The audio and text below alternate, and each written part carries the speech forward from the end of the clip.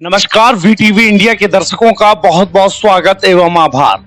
मैं शिबू खान, संवाद शिबू खान में आज हमारे साथ मौजूद हैं फतेहपुर की जानी मानी शख्सियत, जिनसे हम करेंगे संवाद और जानेंगे वर्तमान के हालात। साथ ही उनसे और भी तमाम मुद्दों पे हम बात करेंगे।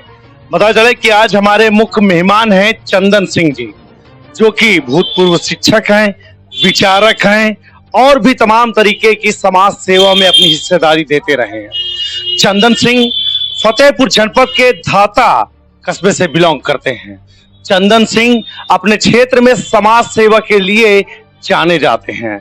वर्तमान में अगर चंदन सिंह जी की बात करें तो इन्होंने अभियान चला रखा है, धाता को तहसील बनाओ और कौशाम्बी से हमको जोड़ो।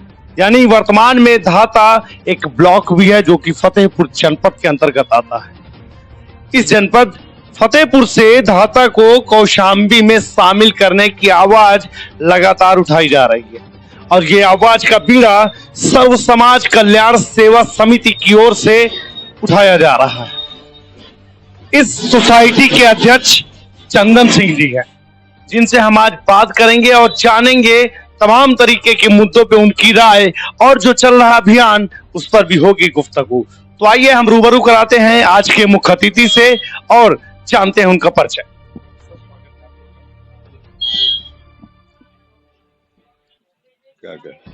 मैं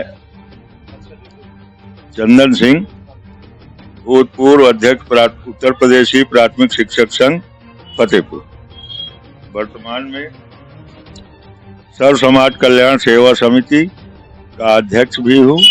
और अभी जो हमारा कार्यक्रम चल रहा है, धाता को तहसील बनाओ कौशाम्बी से हमें मिलाओ, ये कार्यक्रम चल रहा है विगत 10 वर्षों से।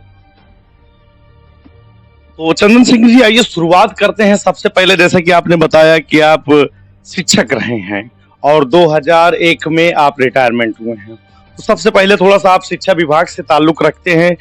आज की जो परिदृश्य है, चाहे वो पढ़ाई का हो, चाहे अध्यापकों का चयन का हो, भर्ती का मामला हो या और भी चीजें अध्यापन से जुड़ी चीजें हैं, आज के दौर में और पिछले दौर में जब आप लोग शिक्षक रहा करते थे, क्या बदलाव देखा गया है? बदलाव इस बात का है कि जब हम लोग ट्रेनिंग करके निकले थे तो 2-4 महीने में बिना किसी परीक्षा के, बिना किसी इंटरव्यू के, मेरिट के हिसाब से जैसे जैसे पास होते गए ट्रेनिंग करने के बाद वैसे वैसे नियुक्ति मिलती गई। लेकिन आज ट्रेनिंग में पहले ट्रेनिंग करो, ट्रेनिंग के बाद फिर टेट और वही शिक्षक भर्ती परीक्षा, ये तरह तरह की बातों में लोगों को उलझा दिया जाता है। और यहाँ भी नहीं अगर आदमी निकल पाता है तो उसकी ट्रेनिंग भी बेकार चली जाती है। इस संबंध में मेरा कहना है कि ट्रेनिंग के पहले चाहे जितनी बड़ी कड़ी परीक्षा ले ली जाए, लेकिन ट्रेनिंग के बाद किसी व्यक्ति को भटकना ना पड़े और ट्रेनिंग के बाद उसकी सीधी भर्ती कर दी जाए, मैं ये चाहता हूँ। शिक्षा मित्र का दर्द किसी से छुपा नहीं है। शिक्षा मित्रों की लगातार मांग और धरना प्रदर्शन, आमरण अनशन भी तमाम तरीके से हो रहे हैं। कितना जायज आप समझते हैं इसे? मेरी समझ में जब हम लोग शिक्षक थे उस समय मृतक आश्रित की नियुक्ति अनट्रेन ग्रेड पर हो जाती थी। उसी तरह से अनट्रेन बेसिस पर शिक्षा मित्र भी रखे गए और ये सरकार की जिम्मेदारी होती थी कि 5 साल में ट्रेनिंग दे, और नहीं 5 साल में ट्रेनिंग दे पाती तो ट्रेनिंग मुक्त करे। वही चीज शिक्षा मित्रों के साथ होनी चाहिए और उनका इतना जीवन बर्बाद हो गया। पिछली सरकार ने तो प्रयास किया था कि शिक्षा मित्रों का समायोजन अध्यापक के रूप में कर दिया जाए, लेकिन वर्तमान सरकार ने ऐसा नहीं होने दिया। इससे शिक्षा मित्रों के जीवन के साथ खिलवाड़ हो रहा है। जैसा कि आपने बताया कि आप पूर्व में प्राथमिक शिक्षक संघ के जिला अध्यक्ष फतेहपुर से रहे हैं, तो थोड़ा सा गुफ्तगू में हम ये जानना चाहेंगे कि जब आप लोग अपने धरना प्रदर्शन करते थे, सरकार से डिमांड्स रखते थे, पहले के दौर में और आज के डिमांड्स में क्या अंतर समझ में आया? पहले तो ऐसा था, नोटिस देते थे, आंदोलन होते थे और आज अगर आंदोलन होता भी है तो उसको कुचलने का प्रयास किया जाता है और आंदोलन किसी तरह से तोड़ दिया जाए और बात सुनने ना सुनने की तो बात ही नहीं होती बस। तो जो माहौल आज बना हुआ है, चाहे वो प्रदेश सरकार का हो या फिर सेंट्रल गवर्नमेंट का है, जैसे पहले एचआरडी मिनिस्ट्री को ऑलरेडी अब शिक्षा विभाग कर दिया गया है, तो क्या लगता है कि इसके विभाग के नाम बदल देने से क्या प्रदेशवासी या देशवासियों को इसका लाभ मिल पाएगा? या जो नई शिक्षा नीति के बारे में आपने पढ़ा होगा और सुना होगा, क्या लगता है इसको आने वाली जो नई युवा पीढ़ी है इससे इसको लाभ मिलेगा सर? नई शिक्षा नीति जब हम नहीं समझ पाए तो अन्य लोग क्या समझ पाएंगे, और सरकार करना क्या चाहती है इस संबंध में तो मेरी समझ में कुछ नहीं आ रहा है। मेरी समझ में केवल घोषणा है सरकार की और एक औपचारिकता है कि घोषित कर तो ये कर रहे हैं वो कर रहे हैं, लोगों को उलझाने का काम है बस सिर्फ। चलिए सर, शिक्षा जगत से अब थोड़ा सा हटकर बात करें, क्योंकि अब आप लोग समाज के एक कहें तो धरोहर भी हैं और बड़े लोग हैं जो आप समाज सेवा में भी अपना समय दे रहे हैं। बात करें वर्तमान में प्रदेश के हालात पे, प्रदेश में कानून व्यवस्था को आप किस नजर से आज की तारीख में देख रहे हैं?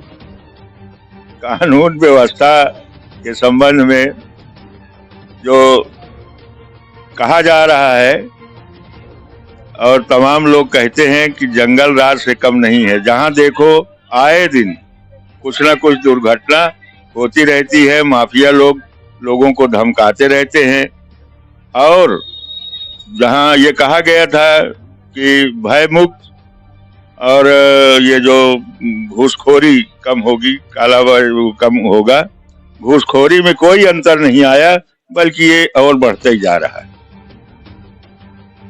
समाज सेवा के साथ साथ एक आप बहुत चिंता रखने वाले शख्सियत हैं देश के। आज देश में आप आए दिन अखबार में, समाचार पत्रों में या टीवी चैनलों में देखते हैं कि फला विभाग की फला संपत्ति को सेंट्रल गवर्नमेंट द्वारा बेचा गया है। क्या लगता है ये बेचने की राजनीति कब तक चलेगी और इससे क्या नफा नुकसान हो? ये जो आए दिन सुनने में आता है कि फला संपत्ति फला को दे दी गई, बेच दिया गया, इसमें जनता के टैक्स का पैसा लगा हुआ है और ये एक तरह से हमारी संपत्ति है, धरोहर है। और देखने में ये आता है कि तमाम जो फायदेमंद कंपनियां हैं उन्हें भी सरकार इधर से उधर कर रही है, बेचे दे रही है, और ये समझ में नहीं आता कि बेचने के बाद ये पैसा कहाँ जाता है।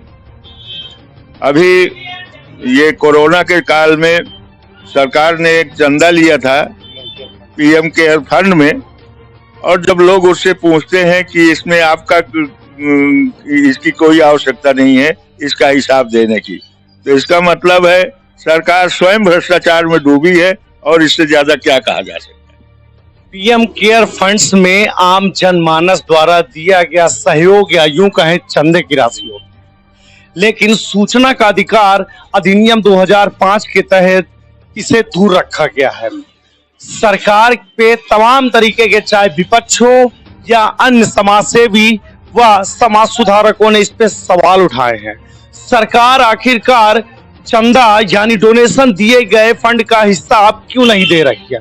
क्या सरकार में खोट है या सरकार पैसे का दुरुपयोग कर रही है?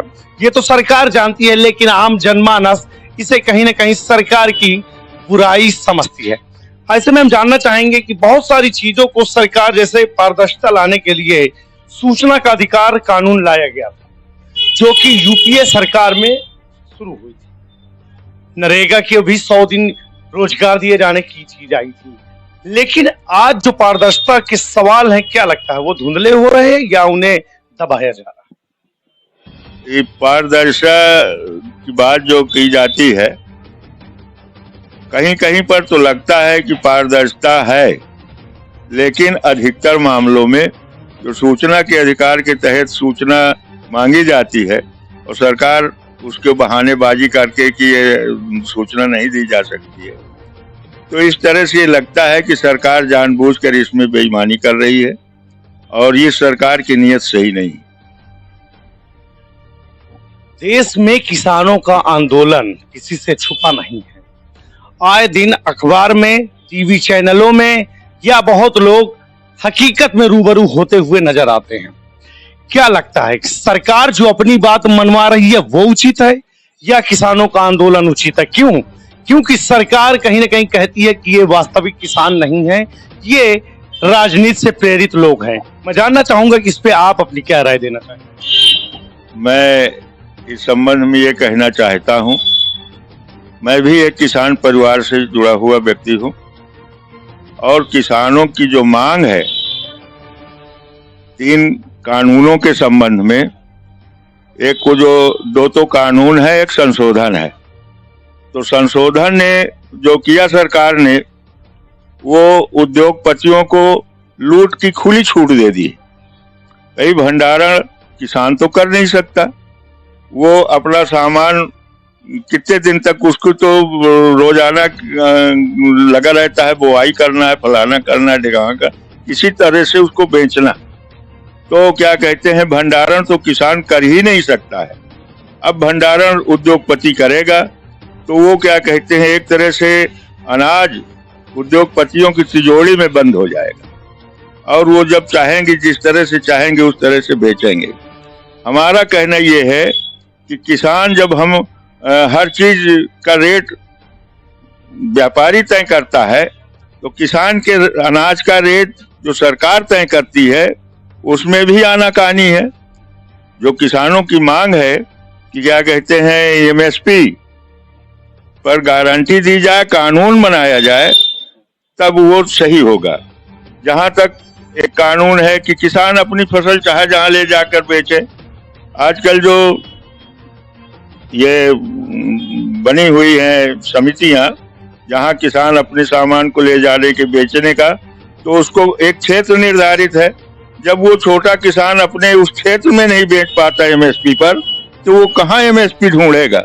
इसलिए हम ये चाहते हैं कि एमएसपी निर्धारित की जाए, उसका कानून बनाया जाए, ताकि एमएसपी से नीचे कोई न खरीद सके और गरीब की किसान जो है वो भी अपने सामान का उचित दाम पा सके, वो भी, उसके अंदर भी खुशहाली आ सके। बस किसानों के आंदोलन पे बात अधूरी रह गई है कि जो किसान आंदोलनरत है, सरकार कह रही है किसान नहीं है, ये प्रेरित लोग हैं राजनीति से। इस पे आप क्या? ये सरकार की गलतफहमी है।